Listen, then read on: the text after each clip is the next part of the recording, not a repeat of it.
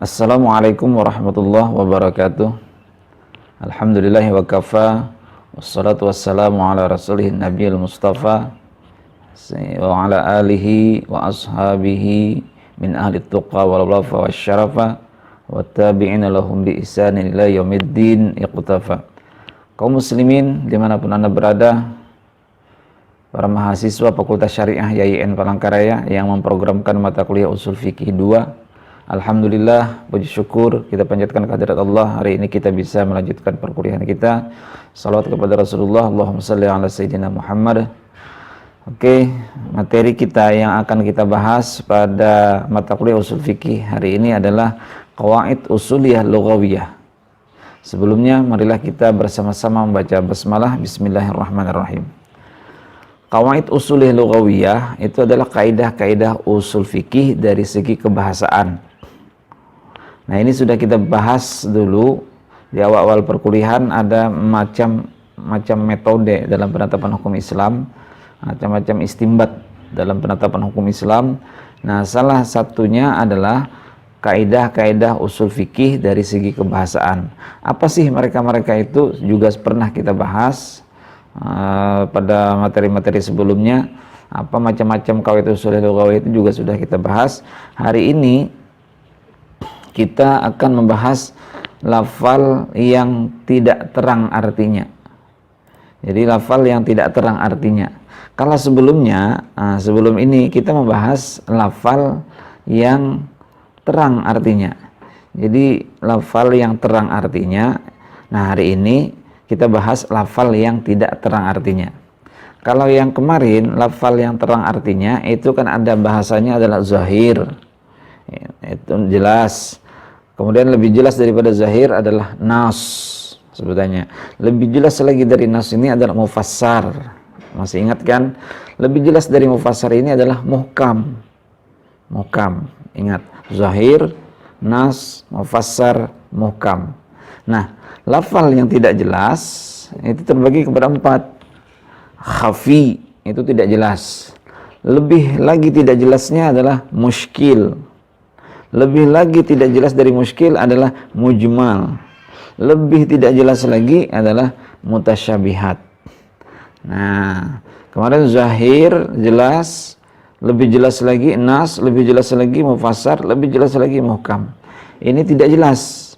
Khafi tidak jelas. Lebih lagi tidak jelasnya adalah muskil.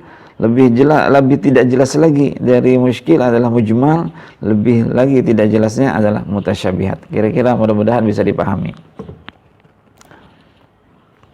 Nah, ini lafal dilihat dari segi lafal yang tidak terang artinya dan tidak, yang dilihat dari lafal yang tidak terang artinya dan terang artinya. Atau maaf ya, ini yang dilihat dari terang artinya dan tidak terang artinya. Itu.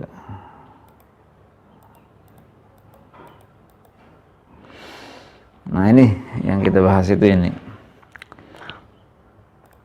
Selanjutnya, lafal yang tidak terang artinya. Itu yang ini, khafi, muskil, mujmal, mutasyabihat tadi. Lanjut. Apa itu khafi? Khafi itu kan samar artinya. Khafi. Nah, samar berarti ya tidak jelas kan, samar, masih samar. Tapi makna khafi ini sebenarnya maknanya itu jelas, awalnya itu jelas. Hanya saja karena lafal ini berhubungan dengan lafal yang lain. Lafalnya ini sebenarnya bermakna jelas. Tapi karena dia punya hubungan dengan makna-makna dengan lafal-lafal yang lain, akhirnya dia tidak jelas. Begitu penjelasan tentang khafi itu. Sebenarnya lafalnya itu jelas, tapi karena dia berhubungan dengan lafal-lafal yang lain, punya hubungan dengan lafal-lafal yang lain, akhirnya dia tidak jelas. Kita kembali ke contoh saya aja.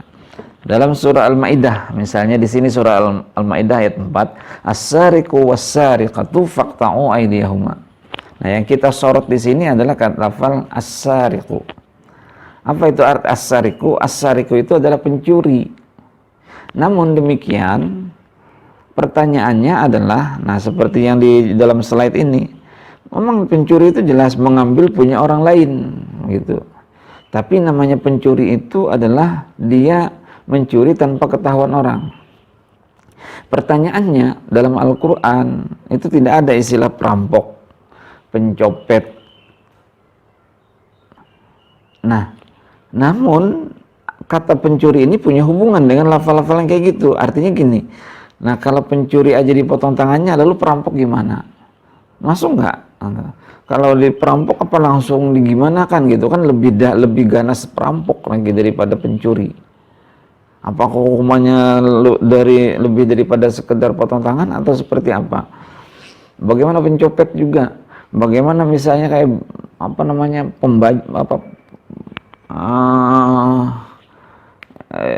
namanya memalak, istilahnya memalak. Bagaimana istilahnya, ada istilah bajing loncat dan segalanya. Nah ini punya apa namanya, jadi tidak jelas kata As-Sariqu itu. Apakah mereka juga termasuk atau seperti apa hukumnya? Nah, artinya dengan adanya kehubungan dan kata lafal-lafal yang lain ini akhirnya jadi tidak jelas. Nah, disitulah kedudukannya akhirnya kata As-Sariqu ini menjadi khafi sebenarnya. Kedudukannya khafi ini ya. Jadi ada sesuatu yang samar-samar, misalnya ada siapa orang atau manusia, ada laki-laki atau perempuan, misalnya dia di kelas tidak terlalu kelihatan, nah itu bisa rajulun khafi namanya, laki-laki yang tak jelas. Oke, lanjut ya. Contohnya lainnya lagi, al-qatilu la yarithu, pembunuh itu tidak berhak menerima harta waris, gitu ceritanya.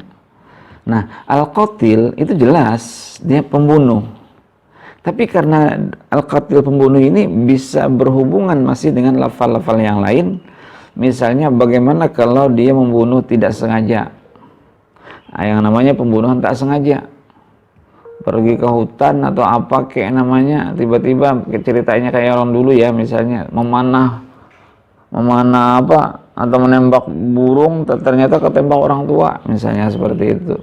Atau mungkin nembak ternyata melayang tembakannya misalnya. Tahu-taunya orang tua lagi tidur misalnya, kena misalnya di ini lagi istirahat misalnya di hutan. Nah, ini bagaimana nih masalah ini nih? Nah, itu namanya pembunuhan tak sengaja misalnya. Atau ada pembunuhan bersama, atau ada pembunuhan, atau hanya mengotaki pembunuhan dan segalanya. Nah, yang jelas ada hubungannya dengan lafal-lafal yang lain membuat pembunuh ini tadi tidak jelas lafal pembunuh itu. Nah, oleh karena itu tentunya maka dalam keadaan seperti ini kalau kita kaitkan, kalau kita kita bawa hal ini kepada peradilan, maka bisa jadi hakim-hakim ini memiliki interpretasi yang berbeda. Oleh karena itu tentu perlu ketelitian dan penelitian mendalami kasus yang seperti ini. Intinya khafi tadi ya, intinya kita kembali ke khafinya itu adalah al-qatilnya itu tidak jelas gitu. Oke ya, samar maksudnya. Yang selanjutnya adalah muskil. Muskil itu kan problem namanya, bermasalah. Rajulun muskil kata orang, berarti laki-laki yang bermasalah. Nah, makna muskil ini secara zatnya, secara lafalnya, secara dirinya sendiri itu sudah tidak jelas. Kalau yang khafi tadi dia jelas, sebenarnya jelas, tapi karena dia punya hubungan dengan lafal-lafal yang lain akhirnya tidak jelas gitu. Nah, kalau ini dirinya sendiri udah nggak jelas gitu. Orangnya udah nggak ketentu arah kayak gitu istilahnya kalau buat manusia itu. Nggak ada masa depannya lah, modelnya kayak gitulah kalau kita kaitkan dengan manusia. Nah, ini muskil adalah makna lafal yang tidak jelas. Tidak jelas. Karena apa? Karena lafalnya itu sendiri sudah tidak jelas. Kita langsung ke contoh. Wal mutallaqatu yatarabbasna bi anfusihinna thalathata quru. Orang syariah harus hafal ayat ini. Perempuan-perempuan yang bercerai dengan suaminya harus menempuh masa iddah sebanyak 3 kali quru. Quru ini yang lafal quru ya, quru itu yang membuat tidak jelas. Kalau yang sebelum-sebelumnya jelas. Wal mutallaqat, perempuan-perempuan yang bercerai yatarabbasna harus menempuh masa iddah bi anfusihinna, menempuh masa iddah dari mereka itu salasah, itu 3, itu jelas. Mufassar jelas itu. Apa namanya? Salah satu itu kan sudah mufassar namanya kalau kita bahas kemarin. Quru-nya ini yang tidak jelas. Apa sih quru? Nah, para ulama, orang-orang berbeda memahami. Ada yang memahami haid, ada yang memahami suci. Kalau Imam Syafi'i memahami suci, kalau Imam Hanafiyah memahami haid. Perempuan yang bercerai dengan suaminya harus menempuh masa iddahnya sebanyak 3 kali suci atau 3 kali haid. Kata quru ini dipahami orang berbeda-beda. Dia punya makna ganda. Dia punya banyak makna.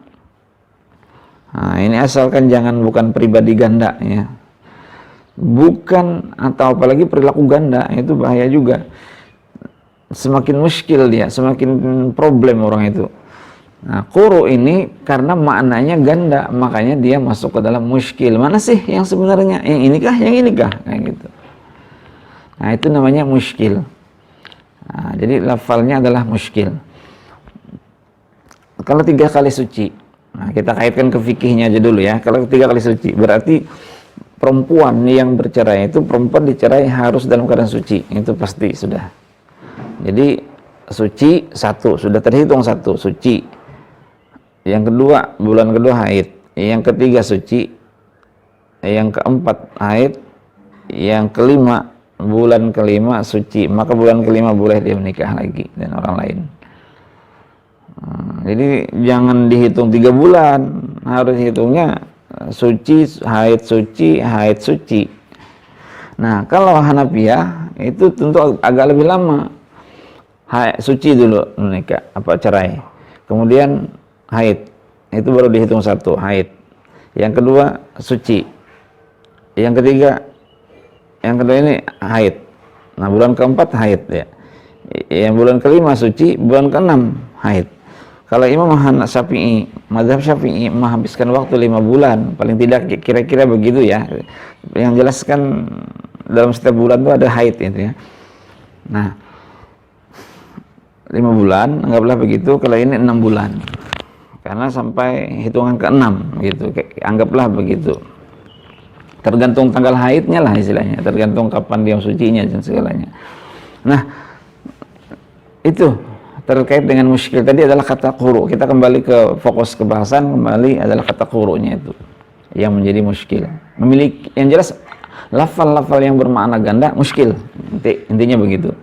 Lanjutnya kita ke mujmal. Bahasan mujmal. Mujmal ini sudah tidak jelas, zat-zatnya juga sudah tidak jelas, sama seperti ini tadi. Maknanya semakin banyak lagi daripada muskil tadi, tidak rinci lagi. Oh, pokoknya nggak jelas sama sekali lah kayak gitu. Ini kemana arah masa depan hidupnya nggak jelas. Nah, ibaratnya kayak gitulah. Kalau ibaratnya manusia itu kan ditanya masa depan nggak tahu, kuliahnya nggak karuan, bangun tidur aja jam berapa kayak gitu istilahnya. Jadi tidak tentu arah lah kehidupannya. Modelnya itu mujmal lah orang-orang kayak gitu tuh. Ditanya nggak ditanya, nggak mau jawab. Misalnya orang seperti itu, kamu mau apa sih? Nggak ada jawaban sama sekali. Nah, ini orangnya sudah tidak rinci nih. Ini mujmal, ibaratnya kayak gitulah. Ini tapi kalau kita kaitkan ke sini, nah kita fokus ke sini, bahwasanya ada lafal yang sudah tidak jelas, tidak rinci, sehingga mengandung beberapa keadaan dan beberapa hukum. Pokoknya banyak sekali penafsiran terhadap dia ini, macam-macam seperti itu. Nah, kita ke contohnya saja langsung. Misalnya sholat. Dalam Al-Quran kan disebut hanya aqimus sholah wa atuz zakah. Dalam Al-Quran kan begitu. Aqimus sholah, dirikanlah sholat. Nah, gimana tata cara sholatnya? Tidak tahu kita. Karena tidak ada disebutkan dalam Al-Quran. Idza qumtum ila shalah faghsilu wujuhakum. Apabila kamu mau salat, maka basuhlah wajahmu wa aydiyakum ilal marafiq, tanganmu sampai siku, wamsahu bi ru'usikum, sapulah kepalamu, wa arjulakum, kakimu, ilal ka'bain, sampai wa arjulakum ilal ka'bain, sampai 2 mata kaki. Nah, seperti itu. Itu cara berwudu, tapi salatnya gimana? Nggak ada penjelasan tata cara salat. Datanglah hadis Rasulullah menyatakan takbir begini. Diawali dulu dari hadis Rasulullah, sallu kama ra'aitumuni usolli, salatlah kamu sebagaimana kamu melihat aku salat. Nah, di situ para sahabat melihat tata cara Rasulullah, sehingga muncullah hadis-hadis, Rasulullah takbir begini. Macam-macam sahabat lagi menafsirkannya. Ada takbir Rasulullah menyatakan kayak gini, 2 jari ini berada di daun telinga dan jari-jari berada di atas telinga.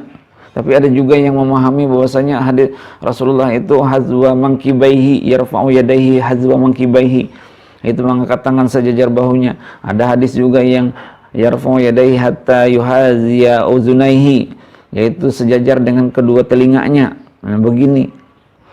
Nah, macam-macam sahabat mengartikan. Tapi sampai kemudian disarah lagi oleh para ulama. Oh, ternyata hadis yang pertama ini hadis mutlak. Nanti kita bahas tentang hadis mutlak. Yang kayak gini hadis mutlak. Yang betulnya adalah, yang sebenarnya adalah maksudnya itu adalah mengangkat tangan sampai sejajar kedua telinga. Nah, ini itu kan datangnya dari Rasulullah, macam-macam tadi. Lalu kemudian dibutuhkan penjelasan dari para ulama. Nah, kedudukan hadis Rasulullah yang menunjukkan tata cara takbir, ruku, i'tidal, sujud, duduk antara 2 sujud, salam sampai terakhir, itu namanya mubayyan. Mubayyin, dia itu menjelaskan, dia ini hadis Rasulullah itu mubayyin, isim fa'il, menjelaskan kedudukan salat ini menjadi mubayyan, sudah dijelaskan, sudah rinci dia. Jadi mujmal, mubayyan sebetulnya. Mujmal tidak rinci, lalu mubayyan dijelaskan oleh si mubayyin tadi. Mubayyinnya adalah Rasulullah menjelaskan tentang sholat ini. Begitu juga zakat. Kita tidak tahu ukurannya, kadar nisabnya, tanpa adanya hadis Rasulullah kita tidak tahu itu. Siam itu gimana sih, gitu kan? Apa-apa saja yang membatalkannya dan segalanya itu adalah dari Rasulullah SAW. Haji, riba dan segalanya. Nah, ini lafal-lafal yang kayak gini dia mujmal karena tidak rinci penjelasannya. Lalu dirinci kembali oleh Rasulullah SAW, kemudian disarifati oleh para ulama. Misalnya kayak sholat, saya ulangi lagi ke sholat. Rukun sholat, nggak ada hadis Rasulullah tentang rukun sholat. Kalau kita masih tidak mengikuti ulama, bahaya. Kita hanya mengikuti misalnya kembali kepada Al-Quran dan hadis saja. Al-Quran dan hadis saja. Lalu gimana tentang rukun sholat? Rukun sholat nggak ada. Istilah rukun sholat ada 13, itu nggak ada. Rukun sholat ada 17 misalnya. Ada berapa kek? Tidak ada penjelasan dalam hadis Rasulullah tentang rukun sholat. Rukun sholat itu ada, ditemukan oleh para ulama, disusun oleh para ulama berdasarkan pemahaman terhadap Al-Quran dan terhadap hadis Rasulullah. Makanya berarti ulama tidak boleh kita tinggalkan. Tetapi maksudnya ulama-ulama yang betul-betul, ulama yang dalam kategori Rasulullah, kategori Imam Ghazali adalah ulama akhirah, bukan ulama su. Gitu. Yang jelas istilah ulama-ulama yang sudah menetapkan hukum-hukum seperti ini sejak dahulu. Oke, kita lanjut. Kita fokus ke mujmal, lafal yang semakin tidak jelas. Kemudian masuk ke lafal yang semakin tidak jelas, level yang keempat. Ini stadium 4 namanya. Stadium 4 tidak jelasnya sama sekali, sudah tidak jelas sama sekali. Nah, itu adalah mutasyabbih. Apa itu mutasyabbih? Mutasyabbih itu adalah pengertian suatu lafal yang sangat samar dan tidak ada cara untuk mencapai artinya. Samar sekali. Aduh, pokoknya nggak tahulah istilahnya. Itu mutasyabbih. Sangat samar sekali dan tidak tahu cara untuk mencapai artinya. Atau dalam pengertian lain, makna suatu lafal yang mengandung banyak persamaan. Makanya mutasyabbih itu kan berserupa-serupa. Apa kayak ini ya? Tapi kok kayak enggak? Apa kayak gini? Tapi kayaknya kok kayak gini? Apa kayak gini? Tapi kok kayaknya kayak yang lain lagi? Apa yang kayak gini mirip? Aduh, bingung nih. Mana sih yang sebenarnya di antara mereka ini? Kayak gitu. Itu kan mutasyabih namanya. Sama sekali tidak bisa kita tafsirkan begitu. Sama sekali, karena saling keseserupaan, mengandung banyak persamaan. Itu mutasyabih. Dalam Al-Quran pun sudah disebutkan wa ukhar mutasyabihat. Jadi dalam Al-Quran itu disebutkan bahwasanya di ayat Al-Quran itu ada yang muhkam, ada yang muhkam, sudah kita jelaskan pada waktu yang kemarin, dan yang lainnya pun wa ukhar mutasyabihat, dan di antara yang lainnya juga ada yang mutasyabih Al-Quran. Jadi kita harus akui bahwa di dalam, harus kita pahami, maksud saya bahwasanya kita dalam Al-Quran ada ayat-ayat mutasyabihat, mutasyabih. Nah, pemaknaan mutasyabih itu ya. Ada dalam hadis Rasulullah kan juga ada man tasyabbaha biqaumin fahuwa minhum. Barang siapa yang menyerupai. Nah, ini maksudnya sini. Barang siapa yang menyerupai satu kaum, maka dia adalah sama seperti mereka. Laki-laki menyerupai perempuan. Orang Islam menyerupai perilaku orang-orang yang tidak baik, maka mereka adalah termasuk bagian dari itu. Tapi hati-hati juga kita memahami ayat ini, tidak semutlak-mutlaknya. Nah, sedikit-sedikit aja kita misalnya ada toleransi kepada orang, disebut man tasyabbaha biqaumin fahuwa minhum. Nah, itu jangan langsung kita memvonis orang, itu jangan. Tapi yang misalnya kalau laki-laki menyerupai perempuan, nah itu udah bisa kelihatan kayak gitu. Nah, hati-hati kita menggunakan juga memvonis orang dengan menggunakan man tasyabbaha biqaumin fahuwa minhum itu. Oke, kita lanjutkan. Dia samar, banyak pengertian, banyak persamaan, itu intinya. Nah, mutasyabih ini terbagi dua. Ada mutasyabih yang berbentuk huruf hijaiyah. Itu yang pertama. Ada nanti selanjutnya. Yang pertama adalah mutasyabih berbentuk huruf hijaiyah. Ada Yasin, Qaf, Ha, Ya, Ain, Shad, Alif, Lam, Ra, Ha, Mim, Alif, Lam, Mim. Nah, ini Allah dan Nabi tidak pernah menjelaskan maknanya. Nah, lafal-lafal yang kayak gini yang kita sebut dalam ilmu Al-Quran fawatihus suwar, pembuka-pembuka surah. Fawatihus suwar, fatihus surah, fawatihus suwar.